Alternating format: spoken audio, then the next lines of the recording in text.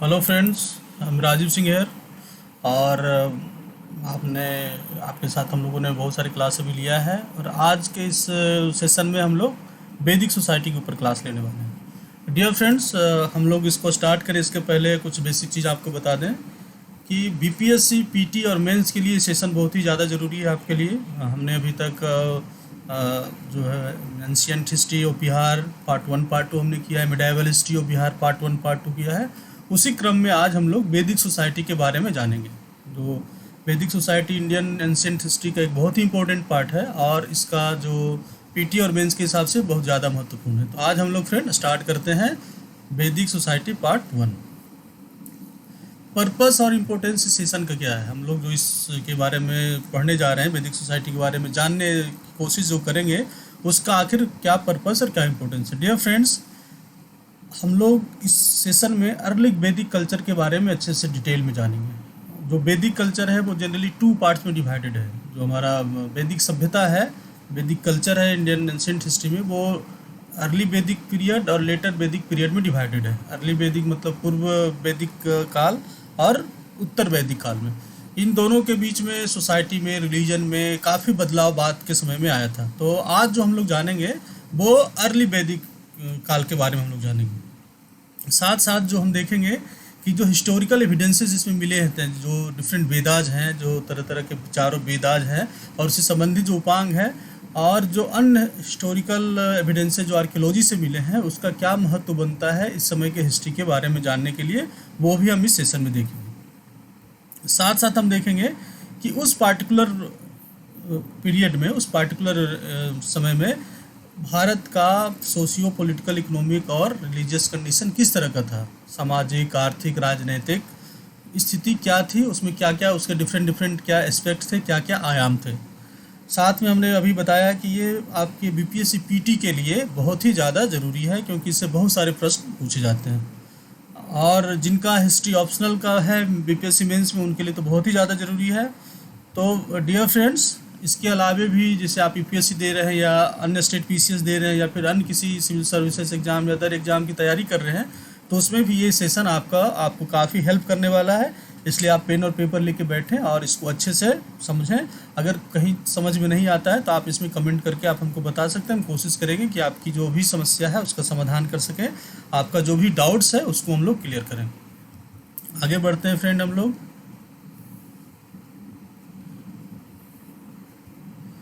तो आता है सोर्सेस। हम इसमें जानेंगे कि आखिर इसका इम्पोर्टेंट सोर्सेस कौन कौन सा है। What are the important sources. तो इसमें 2 तरह के सोर्स हैं, एक है लिटरेरी सोर्स और आर्कियोलॉजिकल सोर्स। ये दोनों काफ़ी इंपॉर्टेंट है। लिटरेरी सोर्स के बारे में समझ लें कि जो उस समय का लिटरेरी सोर्स है वो 4 वेदाज है। उस 4 वेद में भी जो ऋग्वेद है वो ही ज़्यादा महत्व रखता है क्योंकि ऋग्वेद ही है जो पूर्व वैदिक सभ्यता के बारे में हमें ज़्यादा अच्छे से बताता है, पूर्व वैदिक पीरियड के बारे में हमें ज़्यादा डिटेल देता है। जो बाद में सामवेद, अथर्ववेद, यजुर्वेद है, ये तीनों जो है, जो लेटर वैदिक पीरियड आता है, उत्तर वैदिक काल आता है, उसकी जो उस समय का कल्चर था उसके बारे में ज़्यादा डिटेल देता है। तो पूर्व वैदिक काल के हिस्ट्री के हिसाब से जो ऋग्वेद है वो सबसे ज़्यादा महत्व रखता है।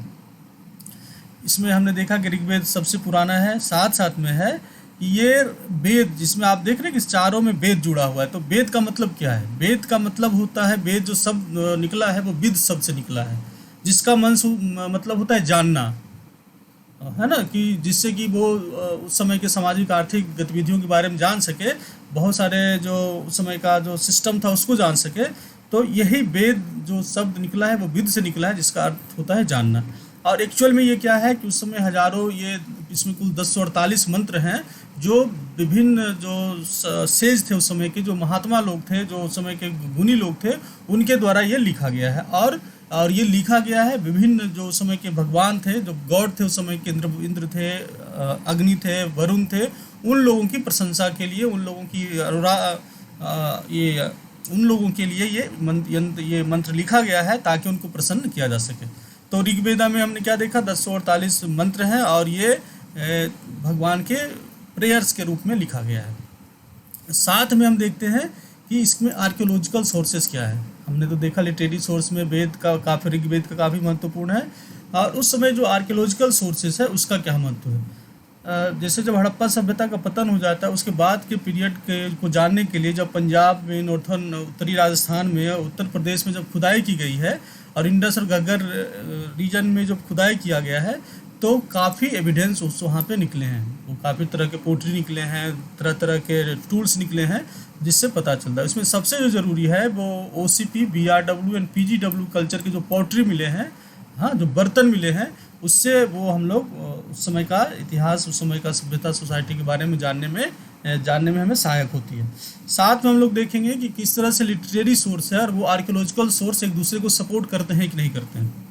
जो भी उस समय के जो लिटरेरी सोर्स हैं, उसमें जो भी चीज़ें उस समय के सोसाइटी के बारे में, इकोनॉमी के बारे में बताया है, क्या वो उस समय का जो पुरातात्विक जो खनन से में जो चीज़ें प्राप्त हुई है, वो एक दूसरे को कोरिलेट करता है कि नहीं, एक दूसरे को जोड़ता है कि नहीं। तो अब हम बात करेंगे ऋग्वेदा एज ए सोर्स के बारे में।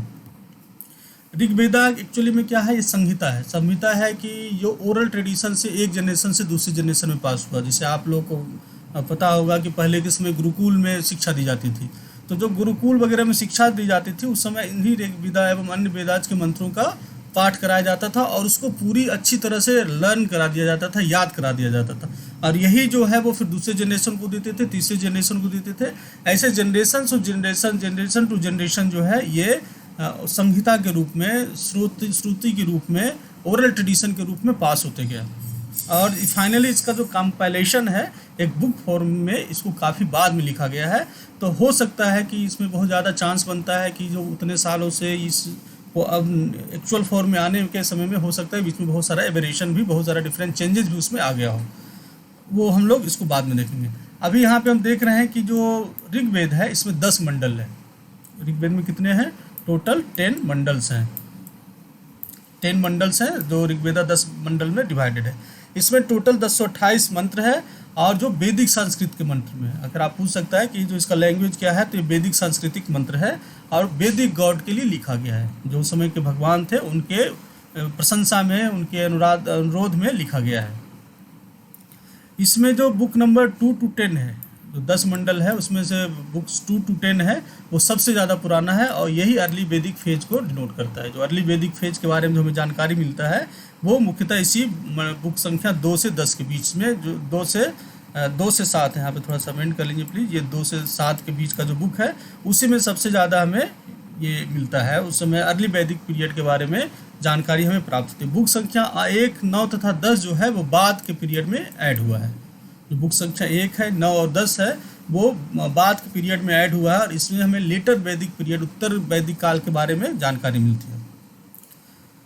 अच्छा, एक चीज़ और है कि ऋग्वेदा के साथ साथ उसी समय एक और कल्चर थी, इरानियन कल्चर थी, उसका एक टेक्स्ट है अवेस्ता, जंदे अवेस्ता बोलते हैं। और जो दोनों का लैंग्वेज है, ऋग्वेदा का लैंग्वेज है और इरानियन टेक्स्ट जंदे अवेस्ता का जो लैंग्वेज है, उसमें काफ़ी मतलब समानता है। इसके कारण ये एक थ्योरी डेवलप किया गया था कि जो इंडियंस आर्यंस थे वो भी पहले ईरानियन तरफ ही रहते थे, और वो एशिया, मध्य एशिया की तरफ से इंडिया के ऊपर अटैक करके यहाँ पे आए थे। लेकिन बाद में जो अन्य डिफरेंट टाइप के सोर्स मिले, जो भी साक्ष्य मिले, इससे इसकी पुष्टि नहीं हुई। हालांकि अगर दोनों में समानता है तो ज़रूर किसी न किसी प्रकार का रिलेशन दोनों में रहा होगा, ऐसा हम मान सकते हैं। और इसी में से एक रिलेशन आता है लिंग्विस्टिक कल्चर के बारे में। जैसे जो संस्कृत लैंग्वेज है वो Indo European culture, Indo European language से रिलेटेड है। तो हो सकता है कि ये दोनों एक ही लैंग्वेज सिस्टम से आते हैं, तो हो सकता है इसी कारण उनके शब्दों में, उनके उच्चारण में कुछ समानता हो। अब हम बात करेंगे कि इसमें जो और है कि 2 ब्राह्मणा, इसमें क्या है कि जो डिफरेंट चारों जो वेद है उसके अन्य सभी वेदों के अलग अलग ब्राह्मण्स हैं। ब्राह्मण्स होते हैं क्या कि जैसे जो वेदाज का मंत्र है वो काफ़ी जटिल है, उसको हर कोई आसानी से नहीं समझ सकता है, तो उसको और बेहतर ढंग से समझाने के लिए, उसको क्लियर अंडरस्टेबल फॉर्म में लाने के लिए, कि ताकि जो अन्य सामान्य जन है उसको अच्छे से समझ सके, वो उसके लिए ब्राह्मण लिखा गया। और इसमें जो ऐतरेय ब्राह्मण और सांख्या ब्राह्मण है वो आपका ऋग्वेदा का पार्ट है। अब है कि इस समय का एक्सटेंट कितना था और उसका पीरियड कितना था, मतलब जो उत्तर पूर्व वैदिक काल था वो कितने बड़े एरिया में विस्तृत था और इसका पीरियड क्या था, वो कब से किस समय से किस समय के बीच में रहा होगा। तो अभी हमने देखा है कि सिंधु घाटी सभ्यता का जो क्षेत्र था वो 12,50,000 किलोमीटर के वर्ग में लगभग फैला हुआ था। समझ सकते हैं कितना बड़ा एरिया था।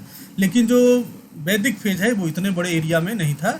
इसका जो मेन एरिया है वो सप्त सिंधु का रीजन है। सप्त सिंधु जो सिंधु है और उसके और ने जो ट्रिब्यूटरी है, सहायक नदियां हैं, उस क्षेत्र में ये मुख्यतः पाया गया है।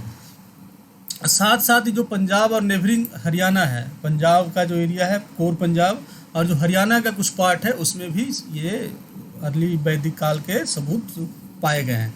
साथ साथ इसके अलावे जो ऋग्वैदिक काल के जो ज्योग्राफी है, जो ऋग्वेद के मंत्रों में जिनका उच्चारण मिलता है, जिनका प्रसंग मिलता है, उसमें गोमल प्लेन्स, सदर्न अफगानिस्तान मतलब दक्षिणी अफगानिस्तान तथा दक्षिणी जम्मू कश्मीर के क्षेत्रों का भी जिक्र मिलता है। तो इससे पता चलता है कि इन एरिया में जो है अर्ली वैदिक पीरियड का जो क्षेत्र है, जो लोग थे वो इन एरिया में रहते थे।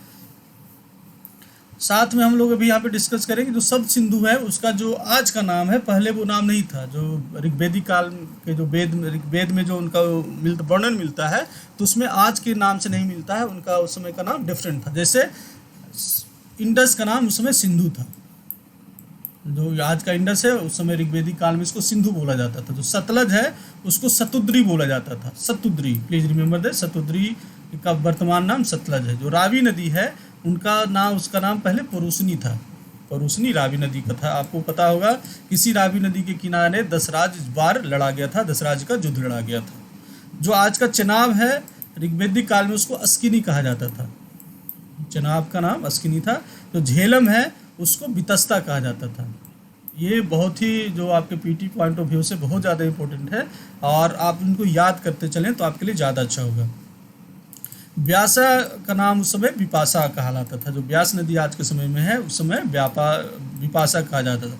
तो सरस्वती नदी है उसमें उसको दृश्यद्वती या घग्गर नदी था उसको दृश्यद्वती कहा जाता था। यही जो 7 रिवर्स हैं जो मेन उस समय इसके पार्ट थे, सप्त सिंधु रीजन के पार्ट थे। यही सातों मिलके सप्त सिंधु रीजन बनाता था और इसी का एरिया था जिसपे कि अर्ली वैदिक काल में लोग रहा करते थे। ये देखिए मैप के बारे में हम लोग थोड़ा सा चर्चा कर ले यहाँ पे।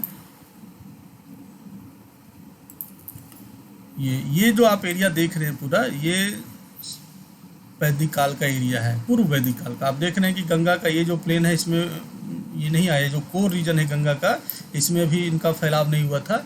यह भी जो भारत के उत्तरी पश्चिमी एरिया था उसी में वो भी केंद्रित थे। इसमें भरत वंश है, पूर्व वंश, यदु, ये जो ट्राइब्स है जो उस समय के ट्राइब्स है, जो डिफरेंट ट्राइब्स लिखा जाता है। ये जो दिखाया जा रहा है कि संभवतः ये है कि मध्य एशिया से आर्यन का इन्वेशन हुआ था, लेकिन अभी इसका कोई कंक्रीट प्रूफ नहीं मिला है। और जो डीएनए का जो प्रूफ मिला है ये इस तरह के किसी भी मिथ को, इस तरह के किसी भी थ्योरी को गलत साबित करता है। अब है स्टोरी ऑफ आर्यन इन्वेशन के बारे में। हम लोग अभी बात कर रहे थे ना कि क्या सच में आर्यन जो थे वो विदेशी थे या बाहर से आके इंडिया पे अटैक किए थे। तो ये थ्योरी प्रोपेगेट किया था मैक्स म्यूलर के द्वारा। मैक्स म्यूलर एक जर्मन स्कॉलर थे, उन्होंने इस थ्योरी को प्रोपेगेट किया कि जो भारतीय जो आधुनिक आर्य है, आर्य संस्कृति जो डेवलप हुआ है वो इंडियन नहीं होके वो बाहर से आए थे, वो आर्यन, वो मध्य एशिया से आए थे। वो आके इंडिया पे अटैक किए थे, जो उसमें की संस्कृति थी उसकी नष्ट करके उसके ऊपर कब्जा कर लिया था। उसी तरह का एक थ्योरी जो है हम लोगों ने अभी बात किया था इंडस वैली सिविलाइजेशन के डिक्लाइन में, तो व्हीलर ने इसी तरह का थ्योरी दिया है। एक्चुअली क्या है ना कि जब खुदाई हुआ था मोहनजेदड़ो का तो बहुत सारा डेड बॉडी गलियों में पाया गया था। एक्चुअली जो जितना सभ्यता हड़प्पन का डेवलप था उसमें इस तरह का डेड बॉडी मिलना गली में ऐसे फेंका हुआ थोड़ा सा यूनिक लगा। It was something very unique of that time. तो जो स्कॉलर्स थे उनको लगा कि हो सकता है किसी बाहरी लोगों ने आक्रमण किया होगा और आक्रमण के कारण ये लोग मारे गए। और उन लोगों के पास जो यहाँ के लोग थे उनके पास इतना भी टाइम नहीं था, आक्रमण इतना ज़्यादा भयानक था कि उन लोगों के पास इतना भी टाइम नहीं मिला था कि वो डेड बॉडी को डिस्पोज कर सके। तो इसी थ्योरी, इसी को साक्ष्य मानते हुए व्हीलर ने इसका दिया, प्रोपगेशन किया, इस थ्योरी को जन्म दिया कि जो हड़प्पन सभ्यता का विनष्टीकरण हुआ है वो आर्यन लोगों के द्वारा हुआ है। लेकिन इसका कोई कंक्रीट प्रूफ नहीं मिला, क्योंकि देखते हैं कि जो मूल हड़प्पन सभ्यता है वो 1700-1800 में समाप्त हो जाता है। जबकि आर्यन सभ्यता है, आर्यन कल्चर है, वो 1500 से ईस्वी से शुरू ही होता है। तो बीच का जो 200-300 पीरियड का गैप है, इसका कोई सटीक जो व्याख्या इन लोगों के द्वारा नहीं किया जा सका। इसलिए ये जो थ्योरी दोनों है ये उनके द्वारा प्रोपेगेट किया, लेकिन इसका कोई कंक्रीट प्रूफ आर्कियोलॉजी की तरफ से नहीं मिल पाया। इसमें एक चीज़ और है कि जो जंध्या विस्तार है, ऋग्वेदा में सिमिलरिटीज है, साथ साथ में इन तीनों को मानते हुए ये एक तरह से एक बड़ा प्रोपेगेंडा चला गया कि जो आर्यन थे वो बाहरी थे, लेकिन जो आर्कियोलॉजिकल प्रूफ्स है उसमें नहीं ये साक्ष्य नहीं प्राप्त थे। जैसे हम देखते हैं कि जो हड़प्पा और मोहनजोदड़ो का एरिया है, और वहाँ से लेके अगर वो पंजाब के एरिया में आते हैं या अपर गंगेटिक वैली में आते हैं, तो जिस एरिया में ये लोग क्रॉस करते हैं तो उन सारे एरिया में जो आर्यन लोग बर्तन यूज करते थे उसके अवशेष ज़रूर मिलने चाहिए थे। अगर एक जर्नी, एक रूट को फॉलो कर रहे हैं तो उस रूट में जहाँ जहाँ भी वो लोग स्टे करेंगे तो अपना कुछ न कुछ साक्ष्य जरूर छोड़ेंगे। लेकिन जो हड़प्पन सभ्यता है और जो आर्यन वैदिक काल के, जो पूर्व वैदिक काल के लोगों को रहने का स्थान है, उसके बीच में इस तरह का कोई साक्ष्य प्राप्त नहीं हुआ है। साथ साथ में ये माना जाता है कि जो पीजी पोट्री है, PGW है, पेंटेड ग्रेवेयर पोट्री है, वो आर्यन से रिलेटेड है। जैसे है ना कि आपने देखा होगा कि डिफरेंट पोट्री है जो डिफरेंट सिविलाइजेशन से रिलेटेड है, तो जो आर्यन से रिलेटेड पोट्री माना जाता है वो पेंटेड ग्रेवेयर माना जाता है, वो भी इस रूट पे प्राप्त नहीं हुआ है।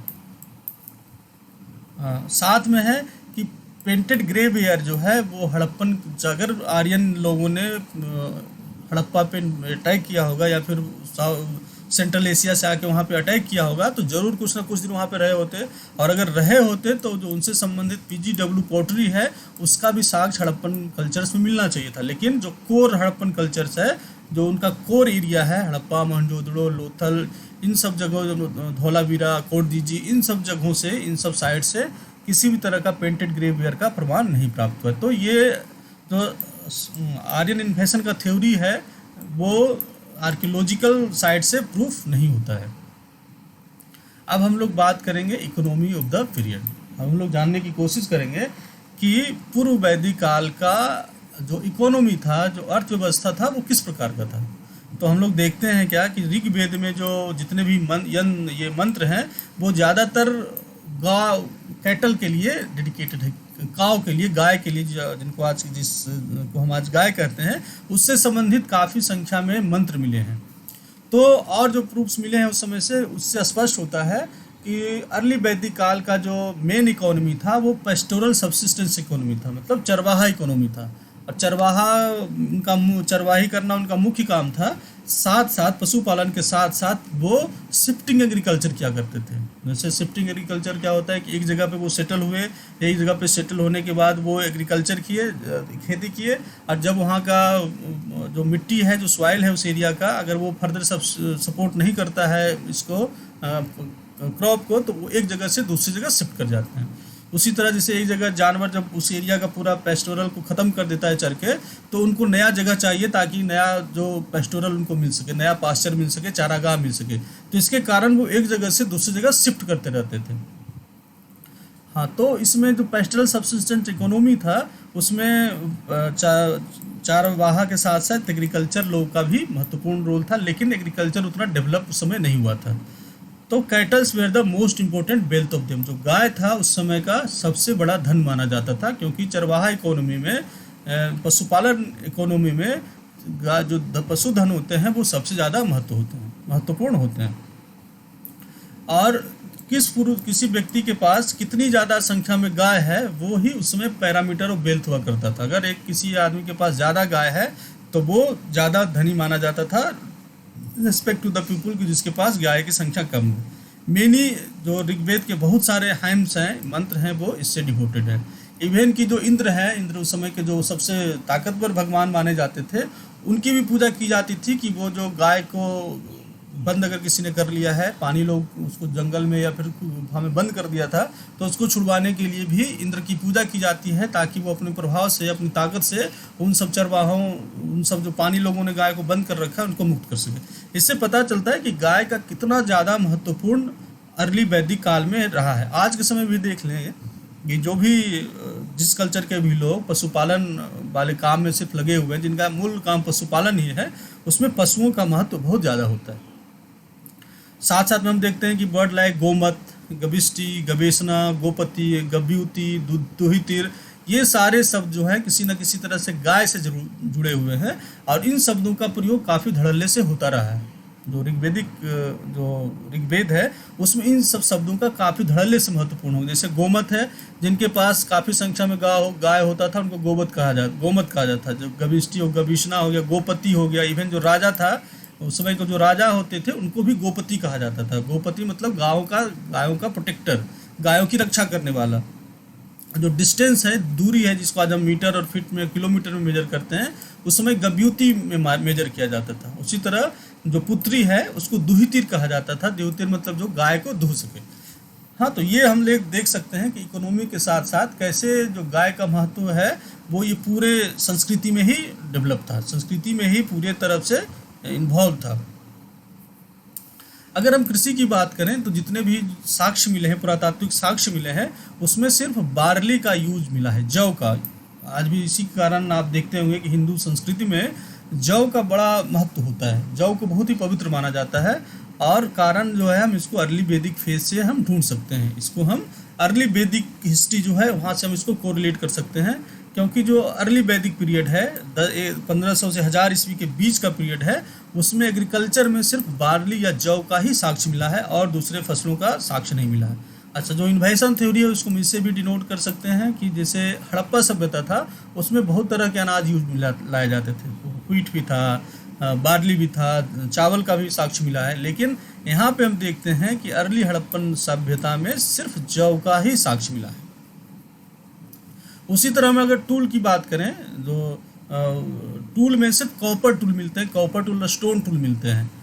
हाँ, जिसका कि एग्रीकल्चर में बहुत ज़्यादा यूज नहीं था। आप जानते होंगे कि जो कॉपर का टूल है वो बहुत ज़्यादा हार्ड नहीं होता है, तो उसको एज एग्रीकल्चर में यूज करना, जिससे कि ज़मीन की खुदाई करके उसमें हम कुछ उपजा सकें, वो संभव नहीं था। और आयरन टूल्स यूज नहीं होते थे उसमें। ध्यान रखने की ज़रूरत है, ये प्रश्न बार बार आता है कि क्या अर्ली वैदिक पीरियड में आयरन टूल का यूज होता था, जबकि जब हम बात करेंगे लेटर वैदिक पीरियड में तो वहाँ हम देखेंगे कि आयरन टूल का यूज होना प्रारंभ हो गया था।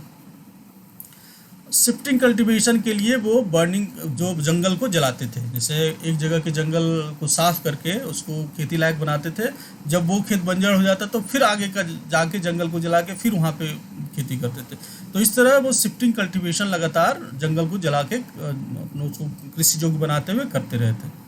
और जो gift exchange and distribution of wealth था, वो एक्सचेंज का सबसे बड़ा महत्व था। इसमें क्या था कि जो सोसाइटी था अर्ली वैदिक पीरियड का, वो ट्राइबल था जिसमें कि सभी लोग इक्वल होते हैं, ऑलमोस्ट इक्वल होते हैं। तो जो भी लूट का माल प्राप्त होता था, युद्ध अगर हुआ, युद्ध में से लूट का माल प्राप्त होता था, तो वो पूरे ट्राइब्स में बंटता था, जिसको कि एक्सचेंज सिस्टम बोला जाता था, गिफ्ट एक्सचेंज।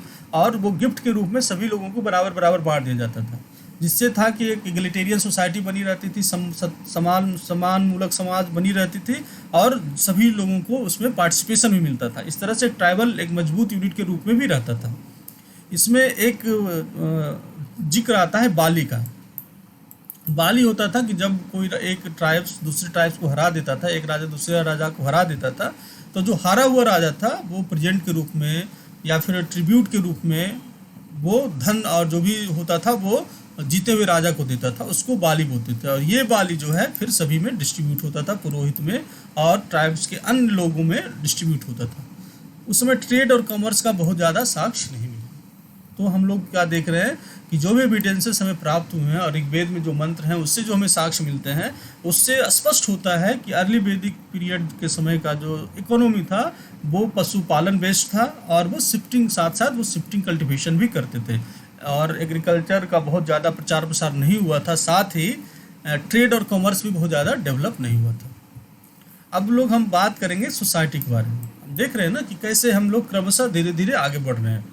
अभी हमने इकोनॉमी का बात किया, अब हम लोग बात करेंगे कि उस समय का समाज कैसा था। समाज का अगेन हम जो इसका जो सोर्स है वो हमें मिलता है कहाँ से, ऋग्वेद से, साथ साथ जो आर्कोलॉजिकल जो सोर्स हैं उससे प्राप्त होता है। तो डेफिनेटली जो अभी तक ऋग्वेद में मंत्र वगैरह मिले हैं उससे पता चलता है कि जो सोसाइटी था वो ट्राइबल था और kinship ties was very important in social relation.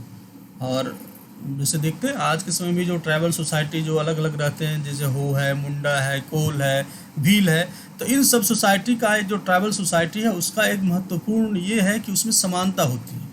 जो ट्राइबल्स के सभी लोग, और दूसरे समाज में ऐसा नहीं है, लेकिन ट्राइबल्स के जो लोग हैं उसमें एक सूत्रता होती है और वो सभी समान माने जाते हैं। हालांकि अब तो उसमें भी इकोनॉमिकल डिफरेंसेस आने लगे हैं, लेकिन ज़्यादातर वो समानता पे बेस्ड होती है और कोई भी चीज़ वो इकट्ठे ही करते हैं।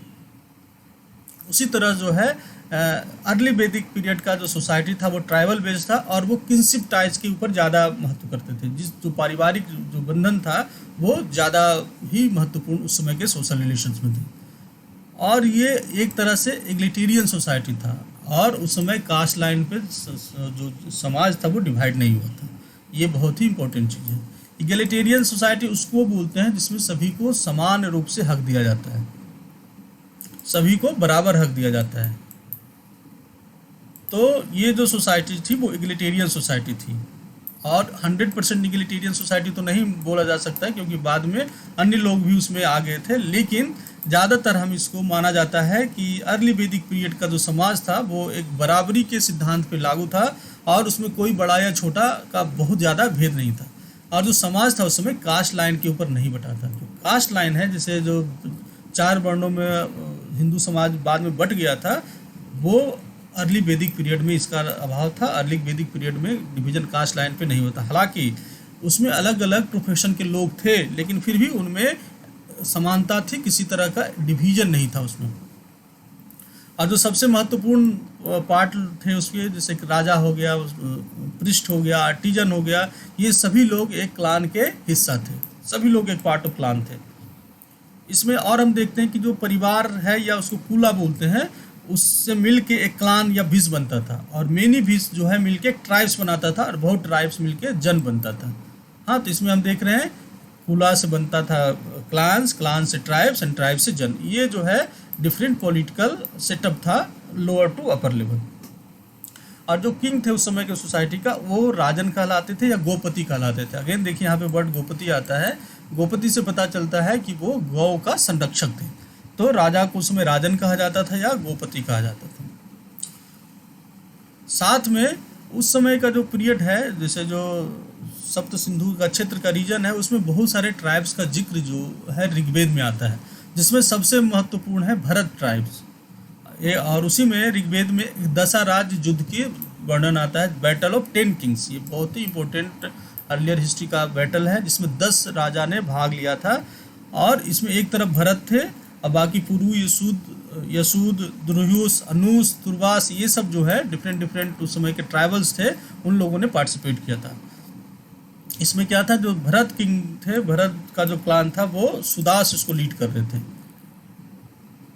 भरत, ये इंपॉर्टेंट क्वेश्चन है कि जो भरत किंगडम था उसमें जो दो तरह का, दो पार्टी जो था युद्ध का, एक भरत था और दूसरी तरफ 10 राजा थे। जो भरत ट्राइब है उसको जो लीड करने वाले राजा थे उसका नाम सुदास था। और ये त्रिष्टु फैमिली के थे। और जो कन्फेडरेसी ऑफ 10 जो अन्य राजा थे वो फुरु थे, यदु थे, तुर्बासा थे, अनु थे, द्रोह्यु थे, अलीना, पाक्ता, भालना, शिवा एंड बसनिन। ये अलग 10-10 राजा के ये ट्राइब्स था जो जिनका युद्ध की भरत के किंग सुदासा से हुआ था और जिसमें सुदासा विजय हुए थे। Sudas was victor of 10 battle of 10 kingdoms, तो 10 फैमिली।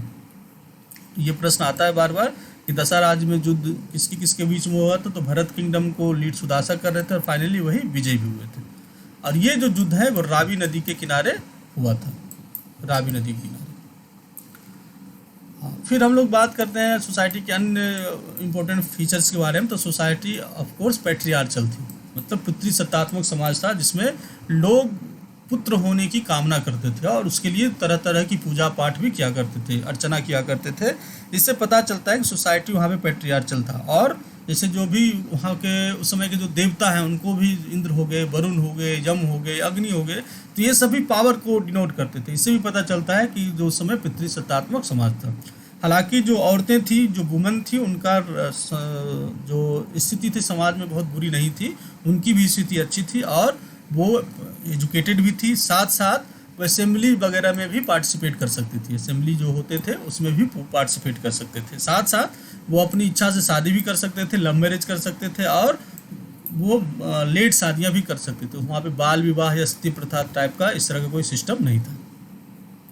साथ साथ कुछ जो स्त्रियां थी जैसे लोपामुद्रा, गार्गी और मैत्रेयी, इन लोगों ने बहुत सारे ऋग्वेदिक मंत्र की भी रचना की है। Lopamudra, Gargi and Maitreyi, please remember this कि ये जो तीनों हैं, अन्य के अलावा लोपामुद्रा, गार्गी और मैत्रेयी उस समय की विदुषी थी, और वो ऋग्वेदा के में बहुत सारे मंत्र भी इनके द्वारा बनाए गए हैं। लेकिन ये लोग लार्जली जो है मैन फोक के ऊपर डिपेंडेंट है, बहुत ज़्यादा स्वतंत्र नहीं थी। जैसे आज के समय में भी जो सोसाइटी है उसमें महिलाएं जो है पुरुषों के ऊपर डिपेंडेंट माना जाता है, तो उसी तरह से अर्ली वैदिक पीरियड में भी जो महिलाएं थी, हालांकि उनको बहुत सारा स्वतंत्रता मिला हुआ था, लेकिन फिर भी वो लार्जली एक तरह से पुरुषों के ऊपर डिपेंडेंट माना जाता था। इसके साथ साथ दासा या दस्यु भी सोसाइटी में प्रेजेंट थे, जिनकी की युद्ध हमेशा इनसे होते रहता था और आर्यन लोग से होते रहता था। और ये माना जाता है कि जो दास या दस्यु थे वो उनके पास बहुत सारा कैटल था, और वो एक किलानुमा जगह में रहते थे, और इंद्र को जो है उस किला को ध्वस्त करने के लिए बार बार प्रार्थना भी किया जाता था, ताकि उन जो गांव का वेल्थ है, जो गायों को वो सो आर्यन लोग अपने कब्जे में ले सकें। उसी में एक आता है डिस्कशन पानीज का। पानी भी जो है उस समय को बेल्दी कैटल ट्रेजर में बहुत ज़्यादा पानी जो थे वो गौ पालक थे, और इनके पास काफ़ी संख्या में गायें थी। तो पानीज को भी हराने के लिए ये लोग जो आर्यन ट्राइब्स लोग हैं प्रयास करते हैं, इनका जो गौधन है उसको लूट लेने का प्रयास करते हैं, जीत लेने का प्रयास करते हैं। तो ध्यान रखिएगा, पानी उस समय जो है बेल्दी जो है कैटल रियरर थे उस समय। तो इनके साथ साथ अन्य ऑक्यूपेशन जैसे बीवर्स हो गया, हाँ, स्मिथ हो गया, कारपेंटर हो गया, चमड़ा बनाने काम करने वाला हो गया, चैरियट मेकर्स है, पुजारी लोग हैं, ये सब लोग भी उस समय की सोसाइटी में मौजूद थे। जैसे जुलाहा बीवर हो गए जो कपड़ा बुनने वाला, ब्लैक स्मिथ हो गया, कारपेंटर है। तो ये सब दिखाता है कि जो समाज में सर्टिफिकेशन तो नहीं हुआ था, लेकिन डिफरेंट आर्टिजन ग्रुप धीरे धीरे डेवलप होना शुरू किया था। उस समय जो चैरियट मेकर्स था, जो रथ बनाने वाले लोग थे, वो अर्ली वैदिक पीरियड में काफ़ी महत्वपूर्ण माने जाते थे, और समाज में इनको काफ़ी इज्जत प्राप्त थी। और इस तरह हम देखते हैं कि हालांकि बहुत ज़्यादा डिफरेंसेस सोसाइटी में नहीं था, लोगों के बीच में नहीं था, लेकिन धीरे धीरे एक ये सोसाइटी जो है इकोनॉमिकली स्ट्रेटिफाइड होने लगी। एक राजा हुआ करता था, राजन था, जिसके पास भी काफ़ी संख्या में गायें थी, वो रथ भी चलाता था, साथ साथ वो अग्नि में बहुत सारे लोगों को बहुत ज़्यादा दान भी देता था, जिससे पता चलता है कि जब वो किसी को कुछ दान कर रहा है, इसका मतलब है कि उससे छोटा भी लोग है। हाँ, इस तरह से समाज में स्ट्रेटिफिकेशन स्तर होना, एक अपर ऊंचा स्तर और एक नीचा स्तर का होना प्रारंभ हो गया था। साथ में इस तरह का स्तर हालांकि बहुत ज़्यादा क्लियर रूप में तो नहीं, लेकिन कुछ न कुछ रूप में जरूर उस समय मौजूद था। अब लोग इसका जो इम्पोर्टेंट चीज़ है पॉलिटी, उसके बारे में हम बात करेंगे कि ऋग्वैदिक काल का जो पॉलिटिकल सिस्टम था वो कैसा था, है ना। तो हम लोगों ने भी देखा उसका इकोनॉमी कैसा था, रिलीजन कैसा था, ये सोसाइटी कैसा था। अब हम लोग बात करते हैं पॉलिटी में हम देखते हैं कि हमने बात किया था कि ऋग्वैदिक काल जो अर्ली ऋग्वैदिक पीरियड का जो ये था वो इगलिटेरियन सोसाइटी था, समतामूलक समाज था, लेकिन वो कंप्लीट समतामूलक नहीं था, 100% नहीं कहा जा सकता। जैसे अभी हमने देखा समाज में कि एक राजन भी है जिसके पास ही बहुत सारा गाय है, बहुत सारा वेल्थ है, वो रथ पे चलता है, लेकिन हर एक कोई तो रथ पे चल नहीं सकता था। तो एक तरह से समाज में इकोनॉमिकल स्ट्रेटिफिकेशन जरूर था, इसलिए जो पॉलिटिकल सिस्टम उस समय का है उसको हम लोग कंप्लीटली समतामूलक नहीं मान सकते हैं, जरूर किसी न किसी प्रकार का डिवीजन रहा होगा। तो जो ऋग्वेद से हमें साक्ष्य मिलते हैं, आखिर इसका साक्ष्य हमें कहाँ से मिलेगा? ऋग्वेद से मिलेगा। तो ऋग्वेद जो है 2 पार्ट में सोसाइटी को जनरली डिवाइड करता है। हाँ, 2 डिवीजन का रेफरेंस वो ऋग्वेद में मिलता है। ये पहला होता है राजनय होता है, दूसरा होता है विष। राजनय मतलब राजा और जो वो वैसे लोग जो युद्ध में भाग लेते थे, जो डिसीजंस लेते थे, पॉलिटिकल डिसीजंस लेते थे। दूसरा जो सामान्य जन है वो विष होते थे, राजनय और विष। और हुआ क्या, हम लोग देख रहे हैं कि कैटल उस समय का सबसे महत्वपूर्ण धन था। तो कैटल और चारागाह को प्राप्त करने के लिए हमेशा युद्ध लगातार होते रहता था। जब युद्ध होता है तो जब एक पार्टिकुलर, और हमने ये भी देखा कि युद्ध के बाद जो भी प्राप्ति होती थी, जो भी बाली से प्राप्त होता था, वो ट्राइब्स में बढ़ जाता था, सभी लोगों में बांट दिया जाता था। लेकिन जब युद्ध ये लगातार होने लगा, काफ़ी ज़्यादा संख्या में होने लगा, बार बार होने लगा, तो क्या हुआ कि जो लोग युद्ध में लगे रहते थे, जो इससे बार से रिलेटेड लोग थे, वो धीरे धीरे ज़्यादा पावरफुल होने लगे। और साथ में उनको ये देने वाले, सलाह देने वाले, उनके लिए यज्ञ कराने वाले पुरोहित भी धीरे धीरे स्ट्रांग होने लगे। तो इससे कंटिन्यूअस बैटल के कारण जो है राजनय है वो ज़्यादा स्ट्रांग होते चले गए। ट्राइबल असेंबली उस समय साथ साथ जो है उस समय ट्राइबल असेंबलीज भी हुआ करता था, जैसे गना था, विधाता था, सभा था, समिति थी। इसमें जो सभा और समिति है वो सबसे ज़्यादा महत्वपूर्ण है। सभा जो है वो इम्पोर्टेंट लोगों का मीटिंग जहाँ पे होता था उसे सभा बोलते थे। ये इम्पोर्टेंट लोगों का ये ग्रुप था। साथ समिति था, इसमें सभी लोग पार्टिसिपेट कर सकते थे। मेनली सभा, उसमें हम देखते हैं कि कोई एडमिनिस्ट्रेटिव सिस्टम बहुत ज़्यादा डेवलप नहीं था। तो जो सभा है वो जब जहाँ सब लोग आपस में मिल के, जो श्रेष्ठ जन है आपस में मिल बैठ के समाज के बारे में, ट्राइबल्स के जो एडमिनिस्ट्रेशन है या फिर युद्ध वगैरह है उसके बारे में प्लानिंग वगैरह करते थे और गवर्नेंस वगैरह का ख्याल रखते थे। साथ साथ जो है वो राजा का चयन के रूप में भी सभा काम करती थी। जैसे हमने देखा कि अभी यहाँ पे कोई ये सिस्टम नहीं आया था, प्रीमोजेनिचर का सिस्टम नहीं आया था कि राजा का बेटा ही राजा होगा। उस समय सभा थी, जो उसमें से श्रेष्ठ व्यक्ति जो होता था, जो ज़्यादा स्ट्रांग और पावरफुल होता था, जिससे लगता था कि वो पूरे ट्राइब्स को सुरक्षित रख सकता है, वैसे व्यक्ति को चुन के उस समय राजा बनाया जाता था। तो ये उसमें असेंबलीज का बहुत ज़्यादा महत्वपूर्ण था। उसमें सभा और समिति सबसे ज़्यादा महत्वपूर्ण थे। हाँ, और सभा जो है वो इम्पोर्टेंट लोगों का था और समिति आम जनों का था। ये यहाँ पे ध्यान रखने की ज़रूरत है। इससे संबंधित प्रश्न आपको बार बार पूछे जाते हैं। साथ साथ जो है इसमें जो वैल्यूज़ था वो ट्राइबल वैल्यूज़ था। जिस वैल्यू, अब है ना कि कोई भी प्रशासन होता है तो उसका एक अपना थीम होता है, अपना एक बेसिक कैरेक्टर होता है। तो जो उस समय का गवर्नेंस का वैल्यू था वो ट्राइबल वैल्यू था। समानता का जो सिस्टम था, समानता का जो नियम था, उस पे आधारित जो है ये सोसाइटी, ये पॉलिटिकल सिस्टम काम करता था। और ये लार्जली इगैलिटेरियन था, मतलब बहुत हद तक कहा जा सकता है कि वो समतामूलक समाज था। अब हम लोग बात करेंगे उस समय के धर्म के बारे में। एक चीज़ और ध्यान देंगे मित्रों कि हम लोग जो यहाँ पे चर्चा कर रहे हैं ये बीपीएससी से संबंधित या यूपीएससी संबंधित जो क्वेश्चन पीटी में आने वाले हैं उससे संबंधित ही बातें हम लोग कर रहे हैं। ये चैप्टर काफ़ी बड़ा है और काफ़ी विस्तृत है, लेकिन इसमें जो पॉइंट्स हम लोग आपके लिए लेके आए हैं ये आपके लिए सबसे ज़्यादा ज़रूरी है और आपके एग्जाम पॉइंट ऑफ व्यू से, बीपीएससी पॉइंट ऑफ व्यू से काफ़ी ज़्यादा हेल्पफुल है। हालांकि इसमें बहुत विस्तृत रूप है जिसको कि हम लोग बाद में भी चर्चा करेंगे। अब हम लोग बात करें उस समय की धार्मिक व्यवस्था कैसी थी, किस तरह का वो रिलीजियस प्रैक्टिस करते थे। ये चीज़ बहुत ज़्यादा ज़रूरी है जानने के लिए, क्योंकि जो अर्ली वैदिक सोसाइटी है वो धर्म के मामले में काफ़ी ज़्यादा महत्वपूर्ण है। और आज के समय में भी जो ऋग्वेद है, जो ऋग्वेद का जो महत्व है आज के समय में भी, हजारों साल इतना वक्त बीत जाने के बाद भी, 4000 साल हो जाने के बावजूद भी ऋग्वेद एवं अन्य वेदों का भारतीय समाज में काफ़ी ज़्यादा इम्पोर्टेंस है, काफ़ी ज़्यादा महत्व है। तो उस समय का जो है कि उस समय की जो रिलीजियस सिस्टम था, जो धार्मिक अनुष्ठान थे या धार्मिक जो हाव भाव थे, जो धार्मिक प्रैक्टिस था उस समय, उसका कंप्लीट इंफॉर्मेशन हमें ऋग्वेद से मिलता है। तो जो ऋग्वेद में जो मंत्र हैं उससे पता चलता है कि दे यूज टू वर्शिप नेचर, जो नेचर की वो पूजा करते थे। जिस चीज़ों को वो कंट्रोल नहीं कर सकते थे और जो चीज़ लगता था कि हमारे कंट्रोल से बाहर है, उन चीज़ों को खुश करने के लिए वो उनकी पूजा करते थे। जैसे रेन का, थंडर का, सूर्य का, वायु का, अग्नि का, इन सब चीज़ों का पूजा वो करते थे। और इंद्र जो है उस समय का सबसे महत्वपूर्ण रूलर थे, जो सबसे बड़े भगवान थे, ईश्वरीय जो देवता माने जाते थे, वो सबसे बड़े, सबसे पावरफुल इंद्र थे, क्योंकि उनसे संबंधित सबसे ज़्यादा हाइम्स जो है, सबसे ज़्यादा मंत्र उनको डेडिकेटेड है। तो इंद्र थे वो अर्ली वैदिक पीरियड के सबसे महत्वपूर्ण भगवान थे, सबसे महत्वपूर्ण देवता थे। बाद में जब हम लेटर वैदिक पीरियड डिस्कस करेंगे तो हम देखेंगे कि कैसे परिस्थितियां बदल गई थी और धीरे धीरे से किस तरह का चेंज आने लगा था, और किस तरह से रिलीजियस स्फीयर में भी, जो धार्मिक स्फीयर था उसमें भी काफ़ी तरह का बदलाव आना शुरू हो गया था। जो देवता, जो भगवान अर्ली वैदिक पीरियड में महत्वपूर्ण थे वो लेटर वैदिक पीरियड आते आते गौन हो गए और उनका स्थान किसी दूसरे भगवान के द्वारा ले लिया गया था। तो इस तरह का ट्रांजिशन भी हम लोग रिलीजियस स्फीयर में देखेंगे।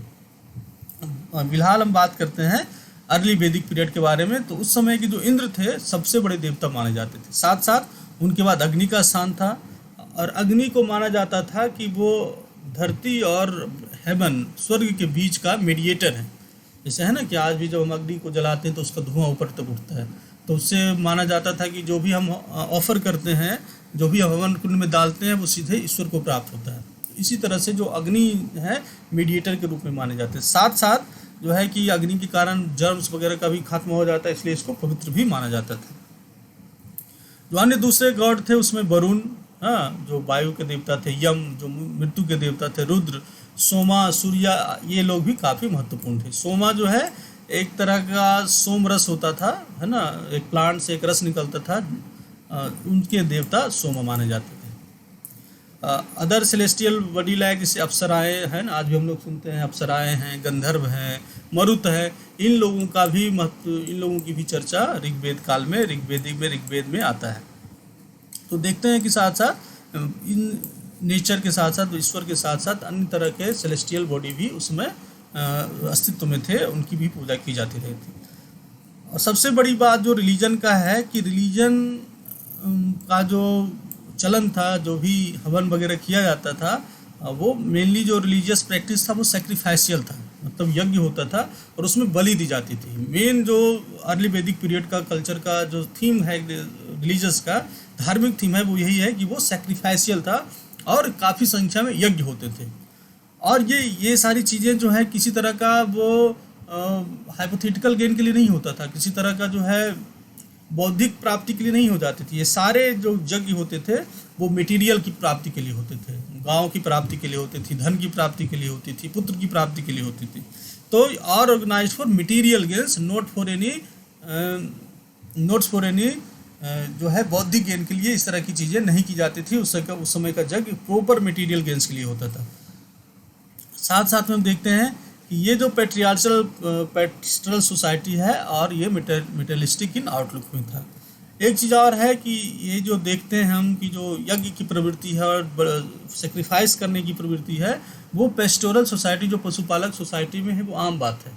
चूँकि पेस्टोरल सोसाइटी में पशुपालक लोग होते थे और पशु जब ऐसी स्थिति में कुछ पशु पहुंच जाते हैं कि जब वो फर्दर यूज़फुल नहीं होता है और वो बर्डन बन जाता है, तो उस बर्डन को मुक्त करने के लिए वो लोग बलि जो है वो एक आवश्यक अंग बन गया था। तो अगर अर्ली वैदिक पीरियड में, चूँकि अर्ली वैदिक पीरियड भी एक तरह से पशुपालन की सभ्यता ही थी और एग्रीकल्चर बहुत ज़्यादा डेवलप उसमें नहीं हो पाया था, तो ऐसे में इस तरह का होना बहुत ज़्यादा ये नहीं करता है। ये बहुत ही आम बात थी उस समय, और उस समय के संस्कृति के हिसाब से, सोशियो रिलीजियस इकोनॉमिक जो कंडीशन था उसके हिसाब से ये प्रैक्टिस बहुत ज़्यादा डिफरेंट नहीं मानी जाती है। और एक हमने और क्या देखा, ये जो पितृसत्तात्मक पशुपालक सभ्यता थी ये मटेरियलिस्टिक आउटलुक में थी। वो अन्य जो सांस्कृतिक ये जो मटेरियलिस्टिक चीज़ें हैं उसको प्राप्त करने के लिए वो लोग यज्ञ करते थे। और अभी भी जिसे उपनिषद में जो चर्चा करते हैं ना, आत्म से संबंधित, आत्मा से संबंधित, दूसरे से संबंधित, है ना, शांति से संबंधित, वो सब चीज़ें अभी डेवलप इस फील्ड इस रीजन में नहीं हुआ था। और अभी भी वो लोग सिर्फ मटेरियलिस्टिक आउटलुक का ही ज़्यादा जोर दे रहे थे। तो डियर फ्रेंड्स, हम लोग ने यहाँ पे देखा वैदिक पीरियड 1 के बारे में हमने चर्चा की, इसके सारे डिफरेंट जो एस्पेक्ट्स हैं उस पर हम लोग चर्चा की। तो अब फाइनली हम लोग कंक्लूजन पे पहुँचते हैं कि अर्ली वैदिक सोसाइटी वाज नॉट स्टैटिक। हाँ, लेकिन जो हमने जो डिफरेंट आयाम देखे तो उससे पता चलता है कि अर्ली वैदिक सोसाइटी एक स्टैटिक सभ्यता नहीं थी, स्टैटिक कल्चर नहीं था, उसमें क्रमशः विकास होते चला जा रहा था। जैसे जो स्थिति 1500 ईस्वी में था, 1500 BC में था, वो 1000 BC आते आते बहुत बदल गया। और जब हम लेटर वैदिक पीरियड के बारे में बात करेंगे तो काफ़ी कुछ आपको बदला सा समझ में आएगा कि हर एक फील्ड में, चाहे वो रिलीजन की फील्ड में हो, चाहे वो सोसाइटी में हो, चाहे वो इकोनॉमी में हो, चाहे वो राजनीतिक व्यवस्था है, सभी में काफ़ी बदलाव हो रहा था। और उस बदलाव का एक स्पष्ट वर्णन अन्य वेदों में और उस समय का जो आर्कियोलॉजिकल एविडेंसेस है उसमें हमें प्राप्त होता है। डियर फ्रेंड्स, होप कि आपको ये टॉपिक्स अच्छा लगा होगा और आप इससे संबंधित जो भी अन्य इन्फॉर्मेशन चाहते हैं या फिर अपने जो विचार है आप अपने कमेंट्स के माध्यम से हमें दे सकते हैं। हम कोशिश करेंगे कि आपकी जो अन्य डाउट्स हैं इससे संबंधित और हम लोग दूर करेंगे। साथ साथ जो अन्य वीडियोज आएंगे उससे भी आप लोग जुड़े रहें। बहुत बहुत धन्यवाद आपका, ऑल द बेस्ट। एंड आप लोग और अच्छे से तैयारी करते रहें। बहुत बहुत धन्यवाद आपका।